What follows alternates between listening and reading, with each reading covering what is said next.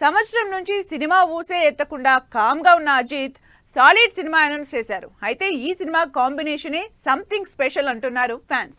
Tollywood top production హౌస్తో young డైరెక్టర్తో అసలు గుడ్ బ్యాడ్ అగ్లీ అంటూ ఇంట్రెస్ట్ క్రియేట్ చేస్తున్న టైటిల్తో రాబోతున్న సినిమా ఎలా ఉండబోతోంది అని చూస్తున్నారు ఫ్యాన్స్. అలాంటి ప్రొడక్షన్ హౌస్ తో కాదు, తెలుగులో back to back big movies తో దుమ్ము లేపుతున్న మైత్రితో అజిత్ తన కొత్త సినిమా అనౌన్స్ చేశారు.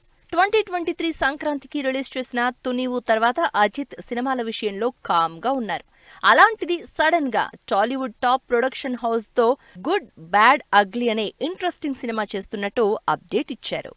ఈ మధ్య తమిళ్, మలయాళ సినిమాల్ని డబ్ చేసి తెలుగులో రిలీజ్ చేస్తున్న మైత్రి ఈసారి తమిళ్ స్టార్ హీరో అజిత్ తో డైరెక్ట్ మూవీ ప్రొడ్యూస్ చేయడానికి రంగంలోకి దిగారు.